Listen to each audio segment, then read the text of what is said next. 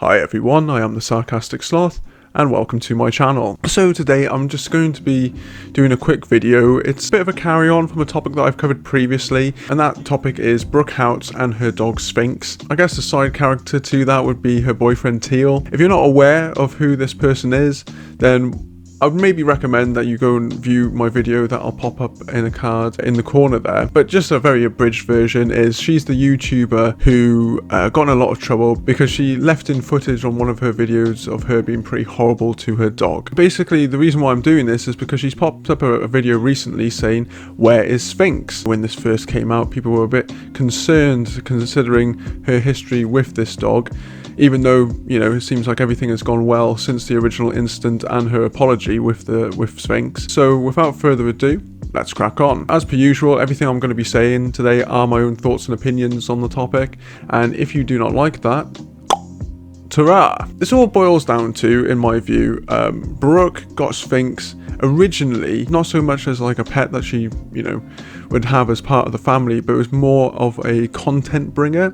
So if you looked at her videos, this is before she did a massive wipe of her channel, if you looked at her videos previously, because, you know, it's mostly story times and things like that, you know, things that I've bought and all of that kind of malarkey, her views were going down somewhat. And of course, what does any YouTuber in that instance usually do when they need a boost of views?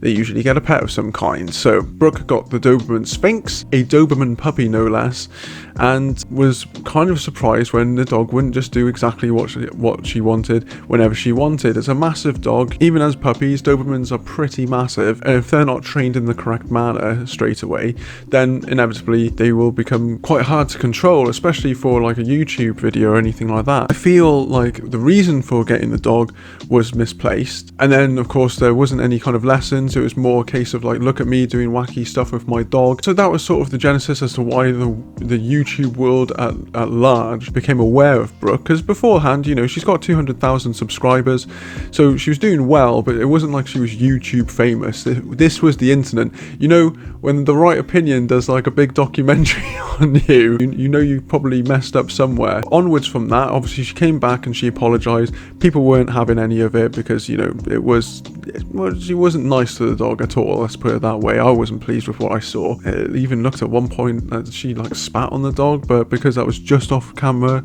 it's sort of up for debate. I personally think that she did, but whatever, because she was very angry, that's the thing, see. But anyway, that was in the past. Move forward. So my last video that I did on her was actually in regards to an apology. So the apology that she did was for that incident a year on, I think, because in 2020 that just seemed to be the year of the apology for all of YouTubers, and she maybe thought, hey, maybe here's a chance for me to seek a little bit of redemption, because it seemed to me like she had grown somewhat in that year. I mean, I don't watch her channel like a vulture or anything, but just from what I was seeing, I did sort of feel that, you know, there had been a change somewhat, and yeah, you know, you could even say some contrition, I would say. The interesting part about that apology was it was an hour-long apology, and it consisted of her for 15-20 minutes, I think.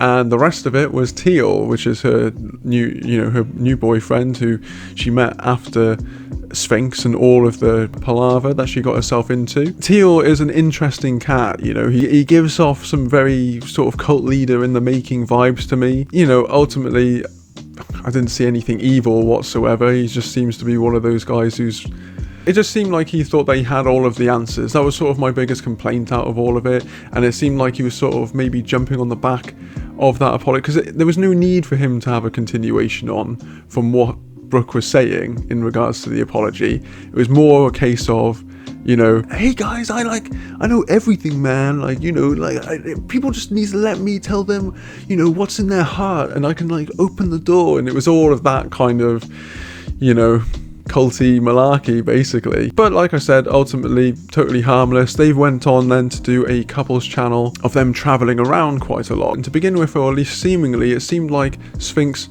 the Doberman slotted in quite nicely to this way of life. The reason why I say all of this, so it paints a little bit of a picture, and you can see that Sphinx is no longer in their picture, as it were, is because he never really got the training that he needed to from such a young age, especially with a dog like that. You know, he's very boisterous, very playful, and if you don't give a dog like that the kind of care that it needs, and you change where it is all of the time, so if you're traveling around and the dog has no sort of consistency to its life, it can lead to some of the incidents that, well, I'll be discussing right now. So it would appear basically Sphinx got into a few scrapes with other dogs, i.e. fighting, and there was a couple of occasions where blood was drawn and things of this nature. And in my mind, this all ultimately boils down to the fact that dogs do like consistency. Unless you have like those rare occasions where it's like one man and his dog, and you see on Instagram all of the time where they're going around in their like VW camper van, but more often than not, those dogs have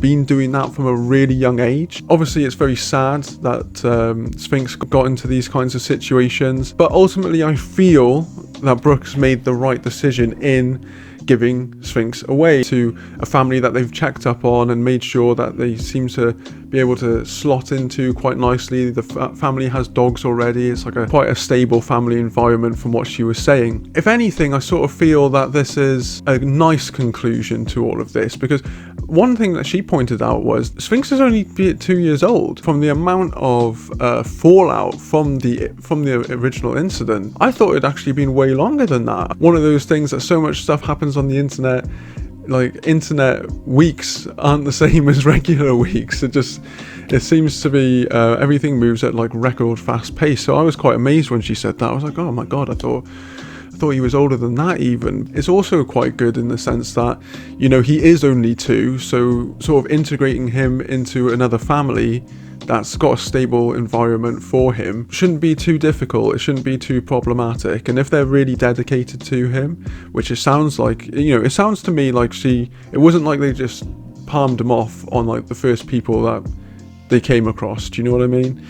I think because of everything that's happened, and obviously they did grow a bond after all of the craziness, I feel like, you know, she does genuinely miss the dog from their lives at the end of the day. They want to be a couple YouTubers, and a lot of the time that sort of means that you've got to go traveling a lot. There's got to be like a change of scene. You can't just be in the same place all the time doing the same things, because people aren't going to watch that at the end of the day. I think ultimately it's a good thing. I mean, I'd imagine ultimately it's a good thing for her. I think it's a good thing for Sphinx, and I dare say it's probably a good thing for Teal as well. It sort of is an end of a saga, really, isn't it? So I thought I would just bring that to everyone's attention. It's a nice video for me to sort of come back to after a couple of weeks.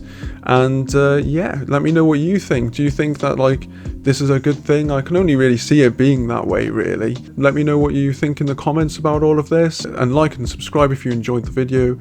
And as always, stay safe out there.